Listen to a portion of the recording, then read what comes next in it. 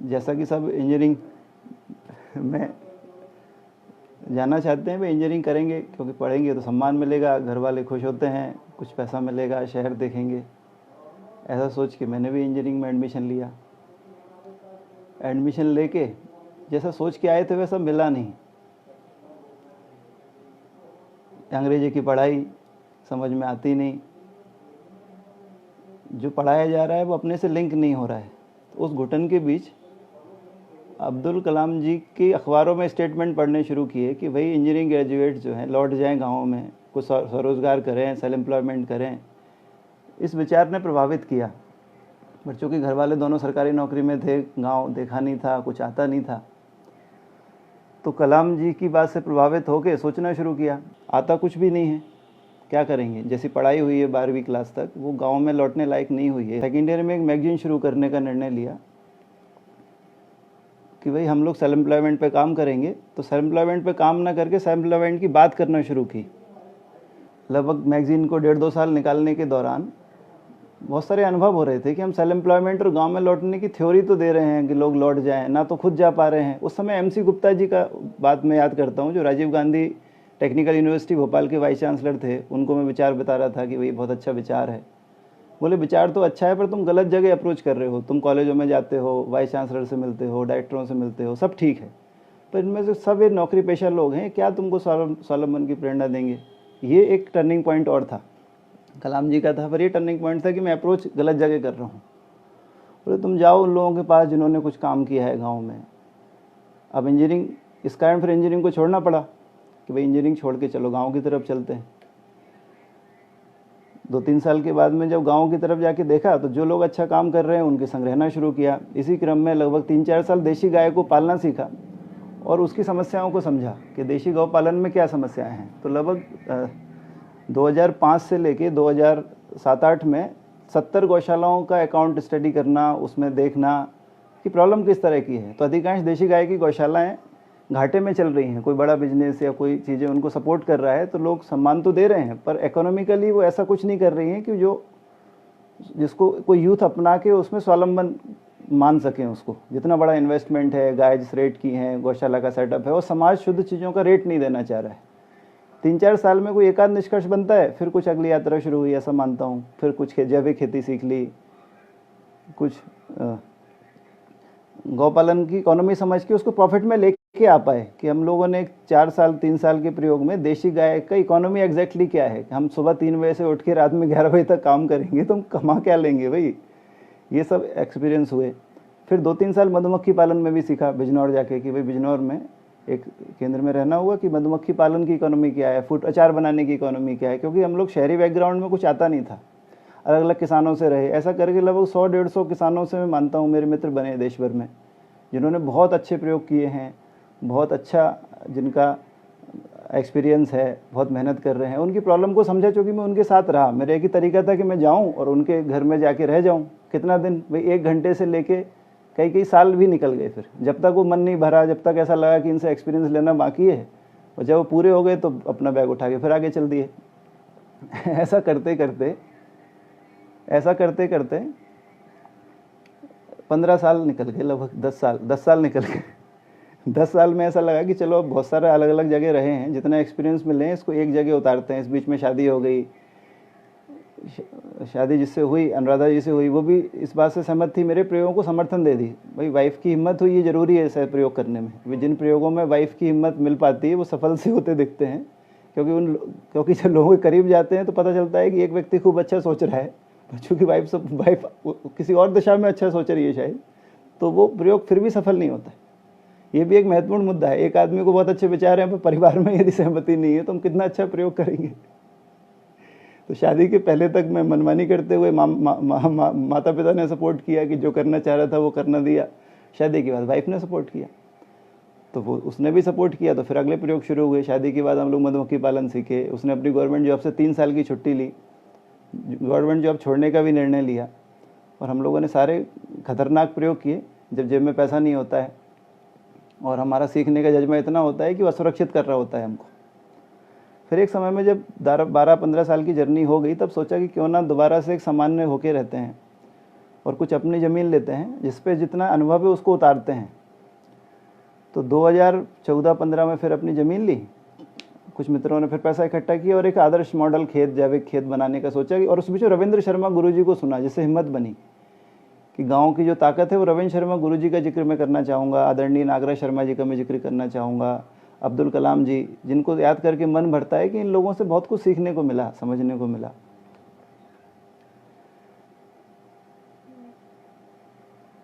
रविंद्र शर्मा जी की हिम्मत से गांव दिखना शुरू हुए, गांव की ताकत का कल्पना बनी कि एक अच्छा गांव तो इतने ताकतवर थे। पर जब गांव में गए तो मैं दूसरे स्टेट के गांव में हूँ,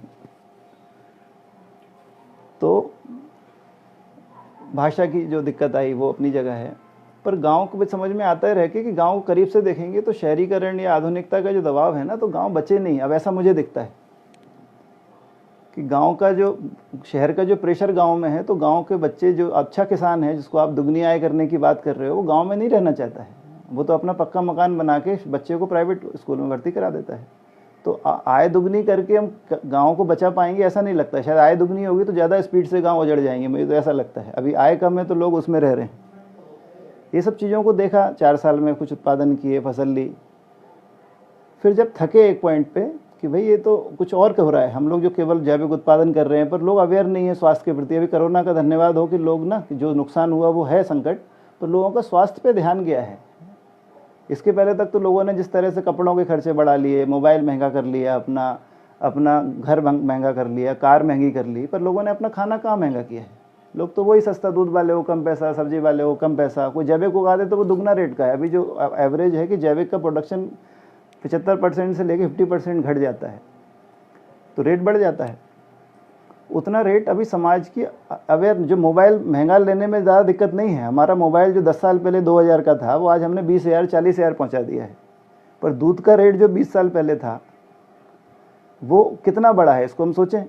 और वो सारा पैसे का हमने किया क्या है। आज स्वास्थ्य की बात आ रही है तो इम्यूनिटी की जो बात है, वो आज मजदूर की इम्यूनिटी फिर भी ज़्यादा है, मेहनती आदमी की इम्यूनिटी ज़्यादा है, और उसमें जो भोजन का रोल है वो है। तो इस चीज़ों को सही रेट मिले, ये एक मुद्दा है।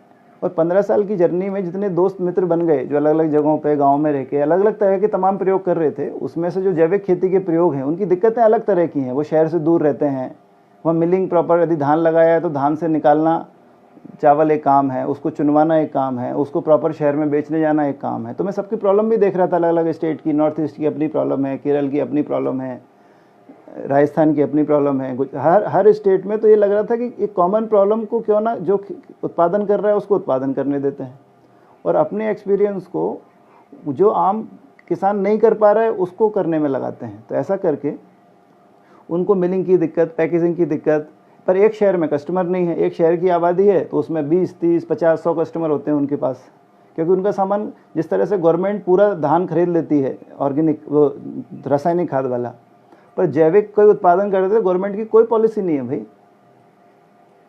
आप पूरा स्टेट वाइज हमारे पास है, गवर्नमेंट ऑर्गेनिक या जैविक को सपोर्ट करने की, ज़मीन जहरीली ना हो, स्वास्थ्य लोगों का ठीक रहे, इस पर कोई यदि गवर्नमेंट की पॉलिसी नहीं है। तो गवर्नमेंट की पॉलिसी ना होने से जैविक जो उगाते हैं वो खुद खाते हैं, अपने मित्रों को फ्री में देते हैं, और अपनी हिम्मत से कर रहे हैं। जब लॉस होता है तो अपने संसाधनों से कवर करते हैं। अभी आम किसान की ताकत नहीं है, अभी आम किसान की ताकत नहीं है कि वो हिम्मत कर पाए कि अपने खेत में जो ज़मीन को नशे की आदत पड़ चुकी है, यूरिया से, केमिकल से, वो पहले साल में प्रॉफिट हो जाएगा, ऐसा होता नहीं है। आम किसान, जो शिक्षित लोग हैं, जो जागरूक लोग हैं, वो हिम्मत कर पाए हैं और वो अपने गाँव में लौटे हैं। वो टिके हुए हैं क्योंकि उनकी हिम्मत है। वो किसी मित्र से उधार लेके करते हैं, किसी का सहयोग लेते हैं, किसी का अपना पैसा लगाते हैं। वाइफ नौकरी करती है तो हस्बैंड प्रयोग करता है, पुरानी सेविंग को लगाते हैं, पर गवर्नमेंट से कोई सपोर्ट इसमें नहीं मिलता है। ये सारी चीज़ों को समझ के वो सारे मित्र, जो लगभग 200-250 मित्र मेरे बने, उन सबके उत्पादन को हम लोगों ने बिलासपुर मंगाया, और फार्मर्स प्राइड नाम से हम लोगों ने जो काम शुरू किया कि भाई किसान गौरवान्वित हो जो शुद्ध उत्पादन कर रहा है। हम मोबाइल बनाने वाले का जितना सम्मान करते हैं, कार बनाने वाले का जितना सम्मान करते हैं, पर अनाज उगाने वाले का वो सम्मान नहीं कर पाते। क्यों? क्योंकि हमको उसका महत्व नहीं दिखता है। तो वो हम सम्मान दे पाएँ उस उगाने वाले को, यदि वो सम्मान दे पाएंगे तो गांव में कोई रुकेगा। हम आर्थिक आधार पर गांव में नहीं रोक पाएंगे लोगों को। हम जितना आर्थिक सपोर्ट देंगे गांव में, जितनी अच्छी सड़क बनाएंगे, उतनी जल्दी गांव से लोग स्पीड से शहर में आ जाएंगे। सड़क भी बने पर गांव में रहने वाले व्यक्ति के अंदर सम्मान हो कि मैं गांव में रह के शुद्ध हवा में रहता हूँ, शुद्ध पानी पीता हूँ, शुद्ध हवा में सांस लेता हूँ और मेरा सम्मान है। आप जो शहर में हवेली का सम्मान करते हैं, वो गांव वाले की उस मिट्टी के घर का सम्मान नहीं करते हैं जो एसी की ठंडक देता है। जो कच्चा घर समाज पे बोझ नहीं है, वो कच्चा घर किसी का नुकसान नहीं कर रहा है, वो व्यक्ति अभी सम्मानजनक नहीं है। जिसने ज़्यादा अति गंदगी मचा रखी है समाज में, पॉल्यूशन कर रखा है, स्पीड, जिसने हज़ारों जंगल काट डाले, तो इनका सम्मान करो, ठीक है, इनने जो अच्छा किया। पर जो धरती को बचा के रखे हुए हैं, अभी कोरोना संकट में देखो अनाज ही काम आया ना, सारा कपड़ा रुक गया। भाई कपड़े की दुकान हो 2 ही दिन खोले, ठीक है, इतना कपड़ा सड़ रहा है लोगों के घर में। अनाज, दूध, सब्जी, ये तो हर आदमी शुद्ध मांग रहा है। वो शुद्धता के लिए हमें योजना बनानी होगी, योजना में उसको सम्मान देना होगा, उसका महत्व देखना होगा, तब तो हमको मिलेगा। तो किसान से दोस्ती करने के लिए जो हम लोगों ने इस बार पैकेजिंग शुरू की, शायद मेरे बैकग्राउंड में दिख रहे हो कि हर पैकेट के पीछे हमने लिख दिया है कि हमारा कौन सा मित्र है, उसका फोटो है, उसकी डिटेल है, वेबसाइट पे उसकी स्टोरी है, उसका बैकग्राउंड। और यदि वो किसान छत्तीसगढ़ के आदमी का किसान का सामान दिल्ली जा रहा है, तो बिलासपुर के आदमी को वाया दिल्ली मंगाने की ज़रूरत नहीं है। उसको बिलासपुर का चावल, उस किसान का एड्रेस लिखा हुआ है, आप उससे मिल के आओ, उससे दोस्ती करो, बोरी भर के चावल ले आओ। ट्रांसपोर्टिंग बच गई, पॉलीथीन बच गई, पैकेजिंग बच गई, सस्ता मिल गया, किसान को अच्छा लग गया कि देखो मेरे पास है। हमें इस तरह की कुछ योजना बनानी होगी। यदि इस तरह का कोई, और शिक्षा की इसमें सबसे ज़्यादा ज़रूरत है, टेक्नोलॉजी की ज़रूरत है, इसमें इस तरह की पॉलिसी बनानी होगी गांव में रह के आदमी सम्मान फील करे, उसका आर्थिक स्वावलंबन हो, सामाजिक उसकी लोगों से दोस्ती हो ना, और वो शहर जाने की जिद ना पकड़े, शहर की लाइटों चकाचौंध से प्रभावित ना हो, जो कि आज परेशान कर रखी हैं। वो ग्लोबल वार्मिंग होती है, हवा साफ नहीं है, नाले गंदगे हो गए, क्या क्या है हमको सब पता है, इसकी बात करने की ज़रूरत नहीं। तो ये हम लोगों का काम है। पिछले 20 साल की ये जर्नी में इतने एक कदम चल पाए। कलाम जी ने छेड़ दिया था वो एक ही गांव में लौट जाओ, उसको एक कदम चलने में मान रहा हूँ कि 20 साल लग रहे हैं। और मैं अभी भी खुद गांव में नहीं आ पाया हूँ। मैं खुद अब जो गांव में टिक रहे हैं, मैं चाह रहा हूँ उनको रोक दिया जाए। कल को ऐसा ना हो कि इनके प्रयोग असफल हो जाएं, ये थक जाएंगे, लॉस झेलते झेलते थक जाएंगे। गवर्नमेंट तो सपोर्ट कोई देने वाली नहीं है, ज़रूरत भी नहीं है खैर, पर ये थके ना, इनकी आइडेंटिटी बची रहे। और ये 200 लोग 400 लोग समाज में 200-400 मॉडल फॉर्म, मॉडल सेंटर बन जाएं कि अपने अपने नज़दीक के गाँव को संभाल लें। उन गांव के युवाओं को हिम्मत दे पाएँ कि हमने दिल्ली देखी है, अमेरिका देखा है, शिक्षा ली, हमारे 200 फार्मर 300 फार्मर, अधिकांश इंजीनियर हैं, सब फॉरेन रिटर्न है, अधिकांश लोग जो अपने पैसे से अपनी हिम्मत से प्रयोग कर रहे हैं। यदि वो समझा पाते हैं गांव के यूथ को कि भाई हम लोगों ने देखी है दुनिया, और कोरोना ने टीवी पे सबको दिखा दी है कि दुनिया की स्थिति क्या है, इसका सॉल्यूशन जो है वो गाँव में है, एक डिसेंट्रलाइज जीवन शैली में है। एक दूसरे के सिर पे रहने की ज़रूरत नहीं है, थोड़ा दूर दूर रहने की ज़रूरत है, जो सोशल डिस्टेंसिंग की बात कर रहे हैं। हाँ, यही बात हो रही है, दूर दूर रहें। श्रम करने की ज़रूरत है। आप वो पसीना अपने घर में आधा एकड़ का घर बना लो, उसमें बढ़िया पसीना निकालो, अपनी सब्जी उगाओ, इम्यूनिटी ठीक होगी, स्वस्थ रहोगे ना। वो पसीना जिम में निकालने से, वजन उठाने से प्रोडक्टिविटी कुछ नहीं निकलती।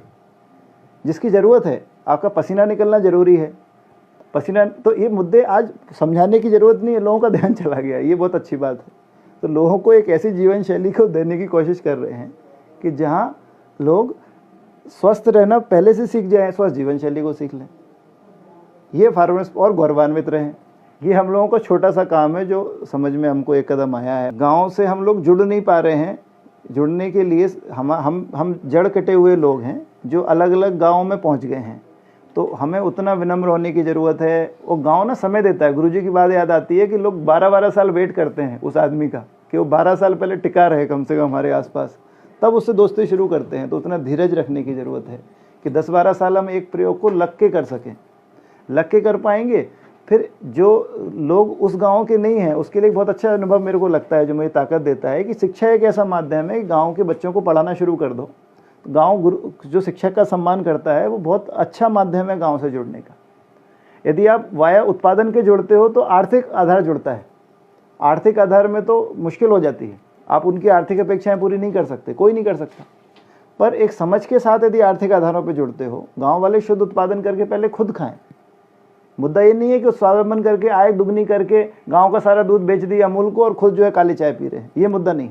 मुद्दा ये है कि वो स्वस्थ पहले खुद रहें, अपने स्वास्थ्य का कुछ हिस्सा शहरों को दें जिससे शहर समझ जाएं। किसान को कमज़ोर करके, दरिद्र करके यदि हम इस मॉडल को खड़ा करना चाहेंगे, खड़ा होना नहीं है। किसान को ताकतवर करके, किसान को शिक्षित करके उसको गांव में ही रोकना होगा। गांव में रुक जाएगा, वो गांव को संभाल लेगा, और गांव में नहीं संभाल लेगा, वो शहरों को संभाल लेगा। ऐसा मेरी थोड़ी सी समझ बनी है। तो अभी लगभग 10-12 राज्यों से हम लोग लगभग 300-400 किसान मुख्य रूप से, उनसे जुड़े हुए लगभग किसान मिलके 1000-2000 किसानों का नेटवर्क मुझे दिखता है। इसमें बहुत अच्छे किसानों का मैं कुछ नाम लेना चाहूँगा जिनसे मैं सीखा हूँ। भाई सुभाष पालेकर जी से हम लोग सीखे हैं, जिन्होंने इतना शुरू में हमको बताया। राजू टाइटस जी अब नहीं रहे, हमारे सुभाष घनश्याम चौपड़े जी हैं, सुभाष शर्मा जी हैं, ये सारे वो सीनियर लोग हैं जो सुंदर पिचाई से भारी पड़ेंगे। सुंदर पिचाई की भी ज़रूरत है जिसने मोबाइल बनाया, पर अनाज की भी तो ज़रूरत है भाई। इनको भी उतना ही सम्मान देना होगा कि जो इस केमिकल दुनिया में, जहाँ कोई उत्पादन की बात नहीं थी, जब इन लोगों ने हिम्मत करके 20-20, 30-30 साल पहले शुरू किया, छोटे छोटे प्रयोग किए, देशी बीजों को बचाया। हमारे ओम प्रकाश जी हैं गनियारी में, 700 तरह के देशी बीजों को जन स्वास्थ्य सहयोग में बचा के रखा हुआ है। कोई गवर्नमेंट सब्सिडी नहीं है, कोई फंड नहीं है, पर वो 700 बीज यदि बचे हुए हैं तो एक आदमी की हिम्मत है। यदि हिम्मत होगी तो बचे रहेंगे। ऐसे कितने सारे प्रयोग हैं जो अपनी दम पे चल रहे हैं। तो जो मेरे को सुनने वाले लोग हैं, जो इनको जानने वाले लोग हैं, ये वीडियो रिकॉर्ड हो जाएगा, फिर उसको लोग देखेंगे, तो उन किसानों से दोस्ती करो, किसानों को दोस्त बनाओ, उनको हिम्मत दो, उनको एहसास हो कि भाई हम कुछ गौरव का काम कर रहे हैं। यदि ये बना रहेगा तो ये आगे भी चल जाएगा। नहीं तो गांव तो उजड़ रहे हैं इस पूरे इस योजना जो नहीं है, और शहर सड़ रहे हैं। सड़ कितने रहे हैं वो हमारे सामने है। एक तो ये बात मुझे शेयर करने लायक लगती है। और अभी एक और बात है कि इतने सारे लोग जो आर्थिक कमाई के चक्कर में आ गए हैं कि ऑर्गेनिक करके हम खूब पैसा कमा लेंगे, ऐसे बहुत सारा वर्ग है। तो मेरे पास रोज़ 10-20 फ़ोन आते हैं, भाई ऑर्गेनिक करेंगे तो कितना कमाई हो जाएगी। तो भाई जो पहला क्वेश्चन जब आता है तो इसको पहचानना होगा कि यदि लाभ के लिए आओगे तो समाज में 100-200 ब्रांड हो चुके हैं, हज़ारों शायद हो चुके होंगे, 100-200 बड़े ब्रांड हैं, और लोगों को भरोसा नहीं हो रहा है कि इन 1000 ब्रांड में से, 200 ब्रांड में से किसका जेन्युइन है। हमारा पहला हमने कोशिश की, शायद संयोग बन गया कि वो किसान कौन है, किसने उगाया है उसको। भाई वो तो ये भरोसा जो डेवलप करने का काम है कि समाज की किस किसान ने उगाया, उसका परिचय उस पैकेजिंग पे हो, ताकि व्यक्ति उससे मिल सके, वो पारदर्शी हो, उसमें कोई गलती ना हो, प्रॉपर जो सरकारी नियम है वो पूरे फॉलो होते हों, उसकी लैब टेस्टिंग से यदि उसमें कोई केमिकल नहीं है ये बात पूरी होती हो। इस तरह से प्रॉपर मॉनिटरिंग की ज़रूरत है, इस तरह की ब्रांडिंग की ज़रूरत है। अभी सारे लोग अपने स्टिकर डिज़ाइन पे खर्चा कर रहे हैं, अपनी पैकेजिंग पे खर्चा कर रहे हैं, एडवर्टीजमेंट पे खर्चा कर रहे हैं, पर मुद्दा ये है कि भाई उसकी क्वालिटी क्या है, वो किसान कहाँ से आएगा, वो किसान कौन है। तो इस तरह से मुझे लगता है कि ये जो मुद्दा है कि उस किसान को सामने लाने की ज़रूरत है। इन सारे 200-400 ब्रांडों से मैं कहना चाहूँगा कि मैं अपने बिजनेस को बहुत बढ़ा रहा हूँ, ऐसा चीज़ नहीं सोच पाता हूँ। भाई बाकी लोग इस गाइडलाइन को देखो जो पारदर्शी है, किसान के हित में है, कि आप जिन जेन्युइन किसानों को जानते हो उतना ही सामान बेचो। भाई आप एक किसान ने 10 एकड़ में 100 कुंटल धान उगाया है, हम 1000 कुंटल का ऑर्डर सप्लाई कर देते हैं। ये ऐसा ना हो। इस फील्ड में जितना उगाया गया है उतना ही जेन्युइन कस्टमर तक जाए, ताकि इस फील्ड में ईमानदारी बनी रहे। बेईमानी होगी तो फिर नहीं बचेगा ये मॉडल। तो स्वास्थ्य के नाम पे लोगों के संग ना खेला जाए, साजिश ना की जाए। तो हम लोग जितना कर पा रहे हैं गाइडलाइन समाज में तय करने की कोशिश कर रहे हैं कि समाज में गाइडलाइन बन जाए, लोग शुद्ध चीज़ों को अपनाएं, शुद्ध चीज़ों को खाएं, जो शुद्ध उगाए उसको सम्मान दें। हम अपनी जीवन शैली में पुनर्विचार करें। हम लोग इतने सक्षम हैं कि हम खुद खेती नहीं कर सकते हैं, तो जो हमारे लिए किसी दोस्ती कर लें वो कर देगा। ये बहुत एक आसान मॉडल हो जाएगा कि हम किसानों से, पड़ोसियों से दोस्ती कर लें। अपनी हर ज़मीन पे हमारी कब्जा हो, हमारे नाम ही रजिस्ट्री लिखी हो, इसकी ज़रूरत नहीं है। हम दोस्ती करने से ही उस ज़मीन का शुद्ध उत्पादन हमको मिल जाएगा, सही रेट में मिल जाएगा, ईमानदारी से मिल जाएगा। इतना किसानों में ताकत है कि वो इस बड़े झटके को झेल लिए। कोई किसान जो है 21 दिन में नहीं नारा लगाया। राजीव भैया पूछ रहे हैं कोई पढ़ा लिखा युवा फिर से खेती की ओर लौटना चाहे तो उसका पहला सुझाव क्या है। खेती की ओर लौटना चाहे तो वो बहुत अच्छी बात है। खेती की ओर लौटने पहले वो जीवन शैली से जोड़ के देखना शुरू करें कि मैं जीवन शैली की बदलाव की बात भी सोचे। साथ में कुछ ऐसे अपने नज़दीक में जो उसका जहाँ से सीख सकता है, कम से कम साल 2 साल वो किसी सफल किसान के साथ में काम करे। ये सबसे 4 साल डिग्री की ना, इंजीनियरिंग की, इलेक्ट्रॉनिक्स की 6 साल पढ़े, 12 साल, तो भाई 1 आध 2 साल अपन किसी अच्छे किसान के साथ में रह लेते हैं, उससे उसके कैसा मौसम है, कब ओला गिरता है, कब फसल कटती है, ये ना किताब से नहीं आएगा। इसको ना अपन सीधा, क्योंकि एक कितनी अच्छी बात किसी ने बताई थी भाई, जितने एग्रीकल्चर के लोग जो एजुकेशन पढ़ाई है वो ना उसका प्रैक्टिकल जो फॉर्म है वो करेंगे तब समझ में आएगा। चाहे वो एग्रीकल्चर की पढ़ाई किया हो, चाहे कोई भी सब्जेक्ट में पढ़ा हो, वो खेत में साल 2 साल कम से कम सीख ले, और ज़रूरत है कि नहीं उसके साथ में यदि उसको कैसे अपने घर के आसपास उसकी क्षमताएं कितनी हैं। मैं बार बार बोल रहा हूँ, समाज में हर आदमी को खेती करने की ज़रूरत नहीं होगी, पर इसको सपोर्ट करने की बात है। यदि मेरे को खेती नहीं आती है, मेरे कोई शरीर सपोर्ट नहीं कर रहा है, तो मेहनत कर ले, छोटे से एरिया में कर ले, और किसी किसान से दोस्ती कर ले। पूरे ही उसमें जाना है तो साल 2 साल 4 साल जैसा डिग्री में लगाया है, उतनी हिम्मत से किसी किसान के साथ में बैठ के काम कर ले, फिर अपने आप वो डिज़ाइन देखेगा हाँ कि मैं कैसे कर सकता हूँ। एक तो मेरा ये सुझाव है, और अपने उत्पादन को अपने मित्रों में बेच ही लेंगे, कोई खास बात नहीं लगती, हिम्मत की बात है, वो समझने की बात। जल्दबाजी ना करें, वो खेत में उतरने के लिए बहुत जल्दबाजी में 3 साल 2 साल लॉस होने वाले हैं, बहुत तैयारी से जाएं। बहुत सारे लोग, मैं सबको मना ही करता हूँ, आज पहली बार मुझे बोलना पड़ रहा है मर्यादा में, कि मैं तो अधिकांश लोगों को मना ही करता हूँ कि तैयारी कर लो। जो 2 साल पेशेंस जिनमें नहीं है वो ना जाएँ, वो लॉस करके आ जाएंगे। जो थोड़े जमा पूंजी है उसको ना सदुपयोग करें, किसी से सीखें, उसे खेत में रहें ना, खुद काम करें, साइंस को पकड़ें, फिर अपनी हिम्मत करें। और किसान का बीज अपना किसान बना लेता है, किसान का बीज अपना, खाद अपनी। जैविक खेती में ना बहुत रिसर्च की ज़रूरत नहीं है। एक नया समस्या आ रही है कि बहुत नए नए प्रोडक्ट्स आ रहे हैं महंगी, जो केमिकल की दवाइयाँ 1000 रुपये का कीटनाशक था, अब 1000 रुपये का कीटनाशक ऑर्गेनिक में भी उपलब्ध है। लोग कन्फ्यूज़ हो रहे हैं कि हमको ना ऑर्गेनिक कीटनाशक, केमिकल ना लेके ऑर्गेनिक कीटनाशक लेना, ऐसा नहीं है। गाय का देशी गोबर, जो उसके कंपोस्ट खाद है, वर्मी कंपोस्ट है, तो जो उसके आसपास है, सुभाष पालेकर जी को पढ़ लें, कुछ उनकी किताब मंगा लें, सुभाष शर्मा जी को पढ़ लें। ज़मीन के आसपास ही उसका कीड़ा जो है, कितनी, एक बात बताता हूँ कि नेचर के संग जो झगड़ा है वो क्या है।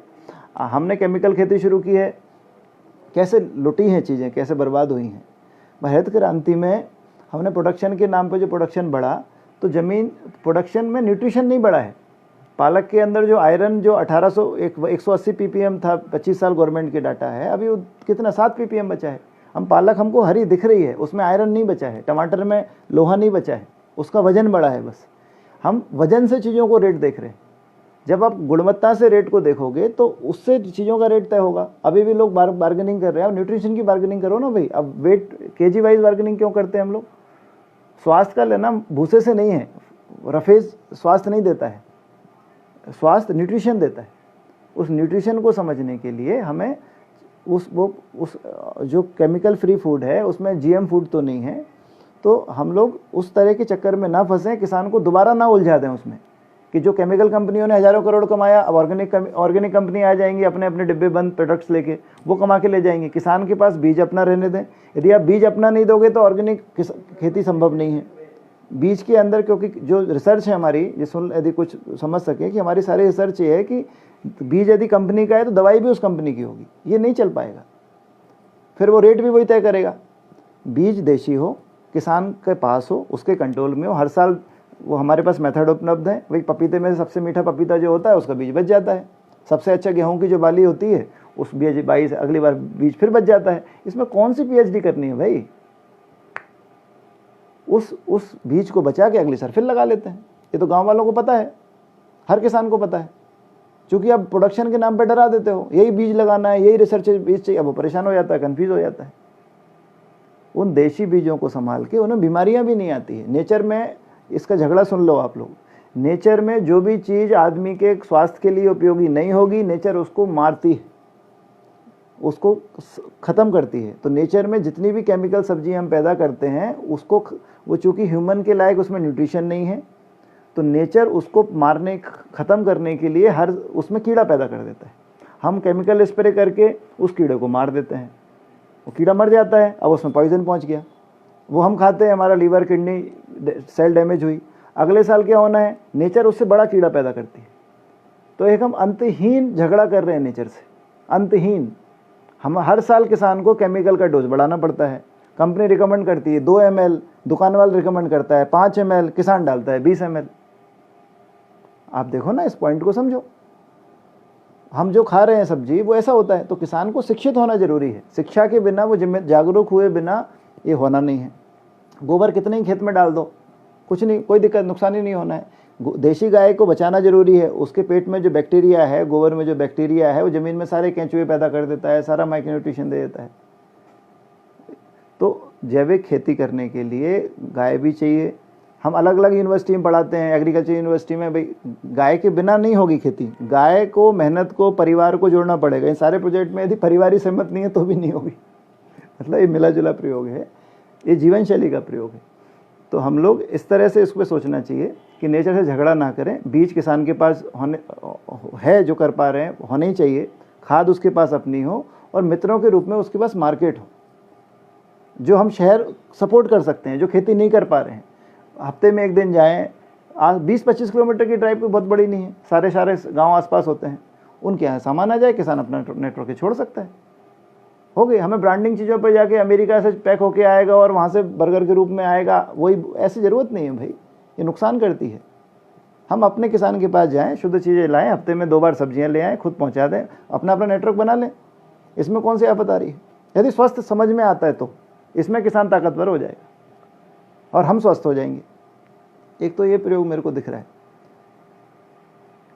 हम स्वस्थ हो जाएंगे, परिवार स्वस्थ हो जाएगा। आज करोड़ों रुपया जिनके पास में है, अरबों, जिनके अपने अपने हॉस्पिटल हैं, उनका भरोसा नहीं है क्योंकि इम्यूनिटी का मुद्दा है। मुद्दा कोरोना का और कवर सूट का, मास्क का नहीं है, वो तो है ही, पर यदि इम्यूनिटी स्ट्रांग नहीं है तो क्या कर लोगे आप? हम जितने अच्छे ऊपर से दिख रहे हैं, हमारे महल दिख रहे हैं, गाड़ी मर्सिडीज दिख रही है, चेहरे चमक रहे हैं, इम्यूनिटी का तो पूरा बैंड बजा हुआ है। वो इम्यूनिटी का जो बैंड बजा हुआ है, उसके लिए ना पसीना निकालना जरूरी है, अच्छा खाना जरूरी है, और अपने दिमाग को, यदि आयुर्वेद को थोड़ा पढ़ना जरूरी है। मन ठीक रहता है तो रस ठीक बनते हैं। बहुत प्रेशर में, टेंशन में खाना खाने से वो पचता नहीं है।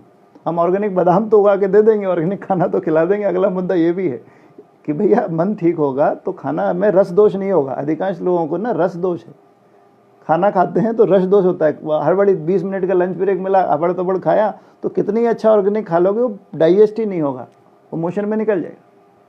मन ठीक होगा तो डाइजेशन ठीक होगा, डाइजेस्टिव जूस ठीक बनेंगे, लीवर ठीक काम करेगा, किडनी ठीक काम करेगी। तो उससे क्या होगा कि हम पचा पाएंगे तो हमको ताकत आएगी जिसकी ज़रूरत है। तो अच्छा खाना उगा देने से काम नहीं चलना है, अच्छा खाना पैक करने से काम नहीं चलना है, पचाने तक की बात करनी होगी। तो मुझे लगता है एक बैलेंस की बात आएगी। और इसको समझा हुआ आदमी यदि ऑर्गेनिक खा के मतलब ज़्यादा गड़बड़ मानसिकता हो तो उसको बचाने का भी मेरा बहुत मन नहीं होता। किसी गुंडे को ऑर्गेनिक खिला के बचा देंगे, समस्या पैदा करेगा, ऐसा नहीं है। तो अच्छे लोग बचे रहें समाज में, अच्छा काम करने वाले लोग इसमें आगे आएँ, सामने आएँ, ये हमको दिखता रहता है। इस तरह के बहुत छोटे से प्रयोग करते रहते हैं जिनको बताने लायक अभी हुए नहीं थे, पर आपको आज बताना पड़ रहा है। बाजार, संदीप भाई, गांव के बच्चे शहरों में आ गए हैं और खुद ही बाजार के उपभोक्ता बन गए हैं। हाँ, ये मुद्दा मैं भूल रहा हूँ, कितनी अच्छी बात कर रहे हो विशाल जी। भाई गाँव के बच्चे जिनमें 20-20 एकड़ की ज़मीन है, वो किसी की ड्राइवरी कर लेते हैं 6,000 में। क्यों? क्योंकि उसको सम्मान महसूस नहीं होता है, उसको ताकत महसूस नहीं होती। उस बच्चे को समझ में आ जाए कि 20 एकड़ की ज़मीन का, वो वेट कर रहा होता है कि रेट तो बढ़ रही है, फिर बंटवारा होगा तो वो तो होगा। पर यदि वो ज़मीन का उपयोग करके रहना सीख जाए ना कि भाई मेरे में 20 एकड़ ज़मीन है, 10 एकड़ ज़मीन है, मैं काहे को 6,000, क्योंकि वो सम्मान नहीं फील करता है। वो शहर में जीन्स और वो घड़ी और मोबाइल कॉलर ऊपर करके ना उसको लगता है कि ये जीवन शैली ठीक है। क्योंकि हम लगातार किसान को हीनता में ले जा रहे हैं, हम लगातार उधर दौड़ रहे हैं जिधर भीड़ है, प्रीमियम लोकेशन, जहाँ प्रीमियम लुटियन, उधर दौड़ रहे हैं। हम यदि गांव की तरफ जाएं कि देखो ये गंदगी नहीं करते, ये शुद्ध धरती पे बोझ नहीं है। यदि हम उन लोगों को बचपन से रिस्पेक्ट करना सिखा पाएँ बच्चे को, तो वो अपनी हीनता में नहीं जाएगा। वो गांव में ही रह के टेक्नोलॉजी का उपयोग करके, नेट का उपयोग करके, खेती को करके, बेच सके खूब अच्छे से रह सकता है और गौरवान्वित हो सकता है कि मैं किसान हूँ। क्या गलत बात है इसमें? खुद उपभोक्ता बन गए, अपनी ज़मीन को अधिया पे दे दिए और खुद जो है अपना छोटा नौकरियां करते हैं। क्योंकि ज़मीन के साथ अधिया पे दे के वही गवर्नमेंट को फिर दान भेज देते हैं, गवर्नमेंट सड़ा देती है, शराब खान घरों में फिर भेज देती है। हमारे सामने है, तो सब देख ही रहे हैं हम लोग। उसको रिस्पेक्ट दें। कभी कभी किसान को बुला के फीता कटवा लो कहीं यार, मतलब इसमें क्या दिक्कत है? हर बार मतलब बत्ती वाले को बुलाना है, मतलब ठीक है ना, अच्छी बात है, मैं गलत नहीं बोल रहा हूँ, पर कभी किसान को भी बुला लो, बोलो कि इसने अनाज उगाया है। अभी कोरोना में तो सारा मोबाइल, फ्रिज सब बंद करा दिया ना, अनाज तो बंद नहीं करा पाए ना, इंपॉर्टेंट है। तो सबसे ज़्यादा इंपॉर्टेंट जो चीज़ है उसको सम्मान देंगे, उसको गौरवान्वित फील करेंगे तो बच जाएगा। रासायनिक खेती में किसान गरीब होता है क्योंकि बीज ना उसका, मंजू भाभी पूछ रही है अजय भैया तखतपुर से, क्योंकि उसका बीज, उसका ना खाद, उसका ना दवा, उसकी सारा इनकम दूसरे के लिए। ठीक बात है, किसान का गला पकड़ लिया, बीज उसका छोड़ा नहीं, दवा उसकी छोड़ी नहीं, सारा इनकम दूसरे के लिए। किसान बस मजदूरी कर रहा है। इनकम का स्टडी करें हम लोग, किसान की आमदनी कितनी है भाई। हम लोग जो ज़मीन जिनको, जो पैसे वाले लोग हैं उनको सुन लो, किसान तो बहुत, मुझे नहीं पता कितना लाइव आके सुन रहे होंगे भाई। अधिया देते हैं 10,000 रुपये एकड़, ज़मीन वाले को देते हैं। 1 एकड़ को 5 एकड़ का किसान साल भर में कमा लिया, महीने का 5,000 6,000 200 रुपये मजदूरी प्रतिदिन की है। क्यों? उससे जुड़े सब लोग फायदे में है, ट्रांसपोर्टर फायदे में है, बोरा बनाने वाला फायदे में है, बीज वाला फायदे में है, दवाई कंपनी फायदे में, सब फायदे में। किसान क्यों नहीं है? क्योंकि उस चीज़ का रेट ही नहीं है। 40 साल में जो हुआ है उसका रेट स्टडी कर लो। हमने किसान की तरफ ध्यान नहीं दिया कि उसकी इनकम कैसे बढ़ानी है। हम बात तो कर रहे हैं 2020 में बढ़ा देंगे भाई, निर्णय कहाँ ले रहे हैं, बात कर रहे हैं भाई। जिस रेशो में हमने 6 पे कमीशन लगा के, 7 पे कमीशन लगा के बढ़ा दिया चीज़ों के रेशो को, एक ही रेशो कर दो ना भाई, किसान की मेहनत को भी उतना सम्मान दे दो, हो गया। इसमें क्या दिक्कत है? चूँकि असंतुलन इतने बड़े लेवल पे है तो हम लोगों को ताकत ज़्यादा लगानी पड़ रही है। मतलब ये ताकत लगा दी जाए वहाँ पे कि भैया बीज नहीं, जीएम बीज हम नहीं देंगे तो नहीं बिकेगा। हम ऐसा सोचना पड़ेगा ना। गांव में स्वावलंबन कितने साधन हो सकते हैं, गांव में जब रहेंगे तो अपने आप दिखने लगेंगे। यदि गांव में जाएंगे ना तो बहुत सारे साधन हो सकते हैं। वो हम हमारी तैयारी कितनी है, अनुभव कितना है। किसी को बहुत थ्योरी काम नहीं आती है। मतलब वो जब रहेगा ना, बहुत सारे लोग हैं, कोई बीज से ही स्वावलंबन कर रहा है, कोई उत्पादन से कर रहा है, कोई 50 तरह की फसल है उस इलाके में, क्या अच्छी हो रही है, अचार आम लगा के उसका अचार बनेगा। ये तो खुद ही डिसीजन होंगे, पापड़ आलू के पापड़ बनेंगे। 50 हज़ारों चीज़ें हैं जो गाँव में बनती हैं, जो शहरों में जाती है। फूड इंडस्ट्री आज भी सबसे बड़ी इंडस्ट्री है। तो गाँव में लाखों तरीके हो सकते हैं, लाखों, शहरों से ज़्यादा। और गाँव में, और दूसरी एक जीवन शैली की यदि बात कर रहा हूँ कि जब मेहनत वाली जीवन शैली होती है ना, जब भैया आप अधिकांश लोग कोरोना के टाइम में घरों में बैठे हैं, सबको देखो कितने कपड़े पहन रहे हैं, कितना संसाधनों की कितनी ज़रूरत है, क्योंकि जीवन शैली बदल गई है। हमें ना बहुत नए नए लोगों से नहीं मिलना पड़ रहा है ना। यदि हम अपनी जीवन शैली पे ध्यान दें कि हमारे खर्चे कितने बड़े हुए हैं। यदि हमारे अनावश्यक खर्चे महीने के 2 लाख के हैं मान लो, तो उसमें पहले उसको आवश्यक पे लाना होगा। आवश्यक शायद निकले 50,000 के। तो आवश्यक जब खर्चे हो जाएंगे, जीवन शैली संतुलित हो जाएगी, तब ये जैविक खेती के मॉडल में रहना आसान हो जाएगा, या किसान गांव में रहना आसान हो जाएगा। हम यदि खर्चों को कम नहीं करेंगे तो खेती आपका पेट नहीं भर पाएगी। धरती हर आदमी का पेट भर सकती है, हर आदमी की आवश्यकता को पूरा करने में सक्षम है। धरती एक भी आदमी की महत्वाकांक्षा को पूरा करने में सक्षम नहीं है। धरती पे 800-900 करोड़ लोग हैं, धरती सबका पेट भरने में सक्षम, सबको लिए कपड़ा, भोजन, हवा, पानी सबको देने में सक्षम है। यदि आवश्यकता की बात है, जीवन उपयोगी का पैरामीटर हमको मिला है, हमने क्या क्या कभी बंद किया भाई? हमने दूध वाले को बंद नहीं किया, सब्जी वाले को बंद नहीं किया, अनाज वाले को बंद नहीं किया। क्यों? ये जीवन उपयोगी है। हमने मोबाइल की दुकान बंद कर दी, कोई नहीं रोया कि मेरे मोबाइल चाहिए, मेरे को चाहिए, कोई नहीं रोया। कोई कपड़े के लिए नहीं रोया, कोई जो है दारू के लिए नहीं रो रहा था। उसकी हिम्मत आ रही थी। गवर्नमेंट ने गलत किया है, बेचारा 40 दिन से हिम्मत करके साधना कर रहा था और 40 दिन करा। इस तरह से ना कुछ चीज़ों को डिसीजन लेना होगा कि हमारी जीवन शैली यदि हम ठीक कर दें, इसमें सरकार का पूरा सहयोग होगा तभी इसमें संभव है।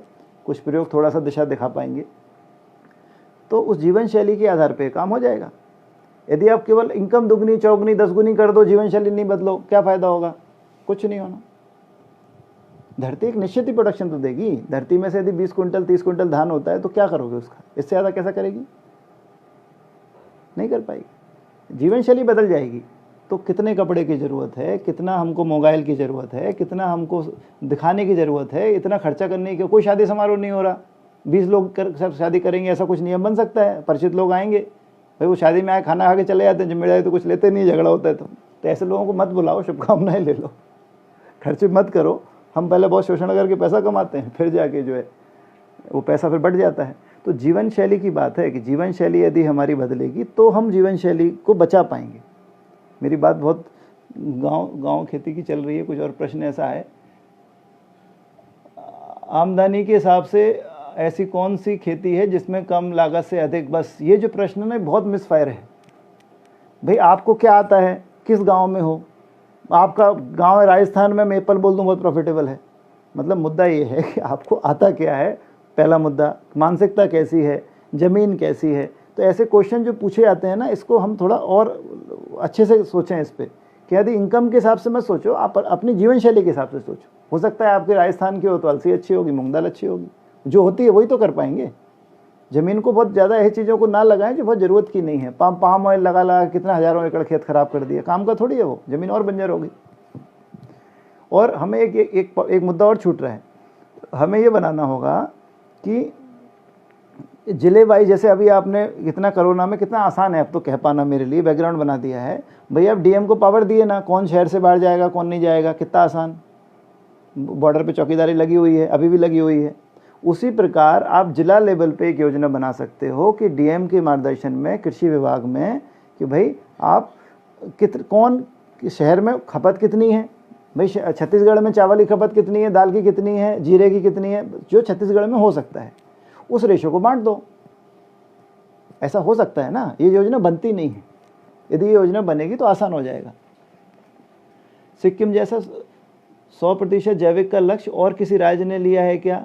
भैया 100% का तो नहीं लिया, पर छत्तीसगढ़ में से बस्तर में कुछ क्लस्टर्स हैं जहाँ मेरे को दिखते हैं। और जैविक राज्य में सिक्किम का योगदान जो है कि भैया आप तो वहाँ काम किए हो, जैसा हम लोग भी घूम के आए हैं, सब देखे हैं ग्राउंड लेवल पे। सिक्किम की नेचुरल परिस्थितियाँ बहुत सारी जैविक के फेवर में थी। वहाँ की जीवन शैली में गांव बचे हुए हैं, एक दूसरे का लोग सहयोग करते हैं, वहाँ की सड़कें टेढ़ी मेढ़ी हैं ना, तो बहुत जल्दी लोग वहाँ नहीं पहुँचाए। डेवलपमेंट की स्पीड पहुँचने की वहाँ स्लो है, इसलिए गाँव में ना हवा साफ़ है, लोग बहुत प्रेम से रह लेते हैं। और जहाँ की सड़कें अच्छी हैं वहाँ ज़्यादा स्पीड से लोग ख़राब हुए हैं। खैर, तो सिक्किम के अंदर नेचुरल क्लाइमेट बहुत अच्छा था, इसलिए वहाँ जैविक खेती को सपोर्ट हो गया। मेरे ख्याल से 8-10% तक जब कन्वर्ट हुआ तो उसको रोक दिया गया। तो वो वहाँ की परिस्थितियाँ अनुकूल हैं। सिक्किम की तरह और राज्य सोच रहे हैं, पर जितना हार्ड स्टैंड लेना चाहिए ना, वो स्टैंड नहीं आ रहा है।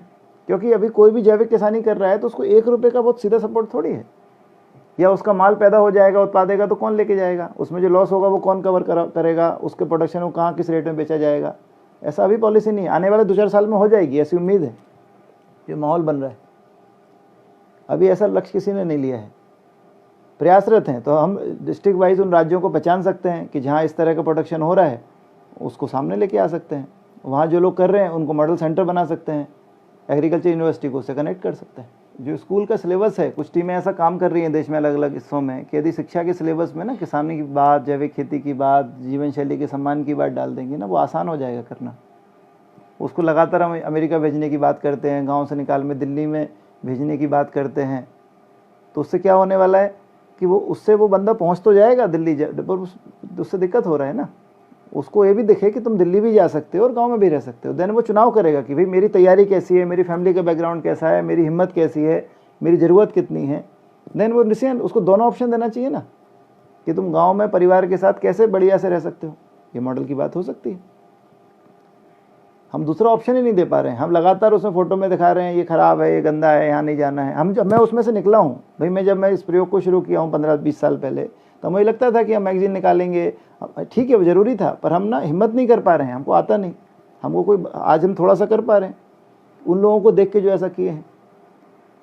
तो वो यदि हिम्मत हमको शुरू में मिल जाए, बच्चों को, खासकर उन परिवारों को जिनके पास वो ताकत बची हुई है, गाँव की परंपराएँ बची हुई हैं, गाँव की ताकत बची हुई है, उन बच्चों को जिनमें वो बीज बचे हुए हैं, तो वो आसान हो जाएगा। हम जैसे लोगों को कन्वर्ट करने में 40-40 साल निकल गए, उनको कन्वर्ट होने में कितना टाइम लग रहा है। जो स्कूलों का टाइमिंग कितना ख़राब कर रखा है, इस मुद्दे को कभी सोचा आप लोगों ने? भाई स्कूल का टाइमिंग सुबह 7 बजे कर दिए, अच्छी बात है। गांव का बच्चा 7 बजे जब खेत जाता है, 6 बजे खेत जाएगा ना, तो वो देख पाता है कि मौसम कैसा है, अपने पिताजी माताजी जा रहे हैं, उसका टाइमिंग बदलो ना थोड़ा सा, तब तो वो सीख पाएगा। उसको दिन यदि स्कूल में दोपहर से आएगा, कैसे खेती सीखेगा? ये मुद्दा यदि ध्यान में हो कि वो सुबह जाता है माता पिता के संग, धान कट रही है, त्यौहार है, उनके साथ छुट्टी की जाए। यदि यदि यदि पूरा देश के सामने, विश्व के सामने ये संकट खड़ा हुआ है ना जीवन शैली का, तो कि उस सब स्कूल का टाइमिंग क्या होगा, छुट्टी का टाइमिंग क्या होगा। अभी छुट्टियां गर्मियों के हिसाब से होती हैं, मौसम के हिसाब से मत करो, फसलों के हिसाब से कर दो ना भाई, इलाके देख देख के। इस समय धान कटाई होगी, यहाँ छुट्टी है, इस समय जो है फसल पकेगी, ये छुट्टी है। इसमें आसान हो जाए करना। सम्मान देंगे तो ये डिज़ाइन निकल के आएंगे। यदि किसानी को सम्मान देंगे तो ये डिज़ाइन निकल के आ जाएगा। सामान ही नहीं देंगे तो डिज़ाइन कैसे निकलेगा? बच्चे सीखते रहते हैं, बच्चों की ट्रेनिंग कॉलेजों में नहीं होती है। मतलब बच्चों की ट्रेनिंग जो परिवार में हो रही है, जो उसका पिता जो 25 साल का अनुभव, 40 साल का अनुभव अपनी 50 साल वाली पुरानी पीढ़ी से सीख के आया है, वो एग्रीकल्चर यूनिवर्सिटी नहीं दे पाती है, वो पिता अपने बच्चे को दे सकता है। ये कितना आसान मॉडल है। वो रोज़ अपने खेत में जाता है। अधिकांश गांव के लोग पूरे भारत में सुबह सुबह उठते ही जो है अपना नियमित कर्म करके खेत पहुंच जाते हैं। सुबह उठते ही कैसा मौसम होगा, कैसा कीड़ा आएगा, उस समय क्या निर्णय लेना है, ये परिवार पीढ़ी दर पीढ़ी अपने बच्चे को सिखाता रहा है। इसकी ट्रेनिंग आप 12वीं क्लास के बाद 4 साल की एग्रीकल्चर यूनिवर्सिटी में कभी नहीं कर पाएंगे। स्कूलों को 4 घंटा 5 घंटा आगे बढ़ा के शिक्षा की भी ज़रूरत है। उस जीवन शैली को बचे रहने दो। ऐसा हो सकता है। आत्महत्या की जो खबर है वो सारे किसान वही आत्महत्या कर रहे हैं जो किसान कर्ज के चक्कर में, रासायनिक खेती के चक्कर में फंसे हैं। उनको परिस्थिति आत्महत्या किसान नहीं कर रहा है। वो इतना गौरवान्वित व्यक्ति है कि वो उसकी हिम्मत टूट रही है। ओला झेल लिया, बरसात झेल लिया, बिल्कुल पेट भरने की कमाई में धरती का हिम्मत करके अपना जीवन शैली चला लिया। वो आत्महत्या को मजबूर तब हो रहा है जब वो इसकी हिम्मत टूट गई और उसको वो सही भी दिखती है जीवन शैली। उसमें बहुत आसान था, वो ज़मीन बेच देता, बहुत आसान था कुछ ना कुछ किसी से मदद मांगना, पर उसकी हिम्मत टूट जाती है तो वो निर्णय नहीं ले पा रहा है।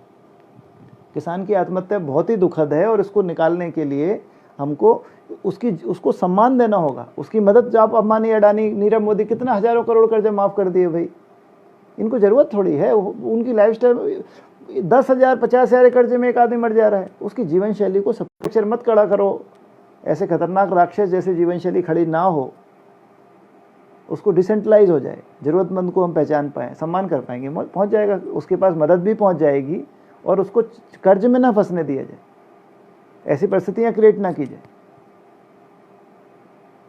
ऐसा हो सकता है। मोदी जी ने अच्छा काम किया। बहुत सारे पिछले साल के जिन लोगों को चुना, कितने सारे लोग जो ग्राउंड पे काम कर रहे थे वो सामने आए हैं। वो सब हमारे आसपास के हर राज्यों में फैले हुए हैं। गूगल पे सर्च करके उनके पास आजकल नेट ने आसान कर दिया, उनके पास जाके उनको ढूंढ सकते हैं। ये पुनर्विचार करने का समय है, अपने परिवार को ध्यान में रखते हुए, परिवार के जिंदा रहने को ध्यान में रखते हुए। इससे खतरनाक सिचुएशन मुझे नहीं लगता और कभी बनेगी, ऐसे ज़्यादा बनेगी कि परिवार के जिंदा रहने का संकट है। हमारा पैसा काम नहीं आ रहा है, इटली पर नोट लोगों ने सड़क पर आगे फेंक दिए हैं, भैया प्रॉपर्टियाँ काम नहीं आ रही हैं। हम स्वस्थ रहें, सुखी रहें। ये जो परंपरा में भारतीय ताकत है, जो दर्शन बोलते रहे हैं कि भारत जो विश्वगुरु बनेगा, उसमें से ये सूत्र यही निकलेगा। हम लोग अपने परिवार के जिंदा रहने के लिए, स्वस्थ रहने के लिए और अपने जीवन को एक उद्देश्यपूर्ण जीवन व्यतीत करने के लिए हम अपने पे चिंतन शुरू करें। रास्ता निकल आएगा, किसी को नकल करने की ज़रूरत नहीं है। अपना चिंतन शुरू करें, जो निकल के आएगा वो ठीक होगा। ऐसा मेरी शुभकामनाएं हैं। राजीव भैया, आपको बहुत बहुत धन्यवाद। ITDM का बहुत बहुत धन्यवाद कि उन्होंने मेरे को समय दिया, मैं बोल पाया, आपके काम का हुआ, ऐसा मैं उम्मीद करता हूँ और अपनी और तैयारी कर सकूँ और सीख सकूँ, इसके लिए मैं प्रयासरत हूँ।